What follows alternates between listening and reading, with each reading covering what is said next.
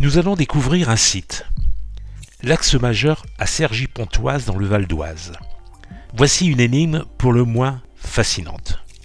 L'axe majeur, c'est 12 stations, comme le sont les 12 stations du Christ avant sa mise en croix. Il faudrait donc dès lors s'interroger sur le choix de cette ville au nom si bien porté de Saint-Christophe, de la symbolique qu'il véhicule. C'est un site peu connu. Alors, qu'est-ce que c'est ? C'est un parcours très symbolique et ésotérique, inséré au centre de la ville nouvelle de Cergy-Pontoise dans les années 1980. L'époque était de bâtir des villes nouvelles qui s'intégraient au paysage naturel. La matérialisation de l'axe commence à la tour Belvédère. C'est une tour obélisque de 36 mètres et large de 3,60 m. Elle est entourée de 360 dalles, initiant des degrés. L'obélisque a une inclination de 1,50 degré.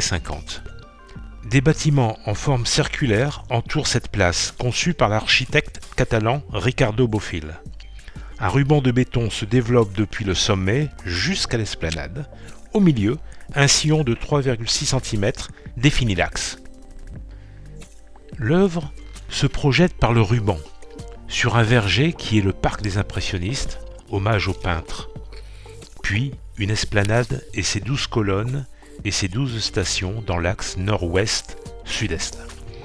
Les pavés sont ceux de la cour Napoléon du Louvre, qui ont vu passer beaucoup d'hommes illustres.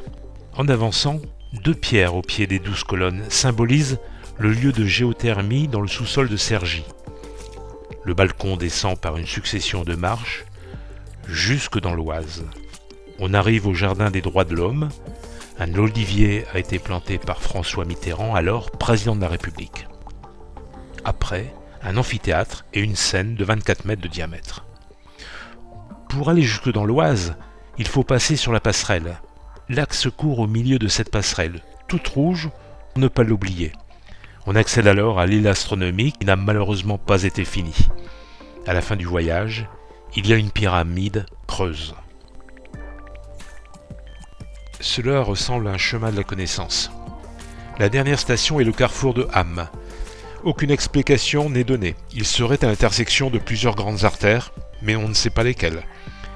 Le voyage s'arrête en plein champ, avec un grand H au carrefour. C'est une symbolique complexe. L'axe majeur s'inscrit dans les grands tracés, dit-on, mais on ne sait pas quels sont ces tracés.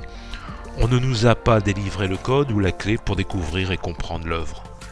Si l'on prend de la hauteur, vous pourrez remarquer que cette œuvre ressemble à un arc à flèches. C'est un lieu, un monument public, sur lequel rien n'est dit.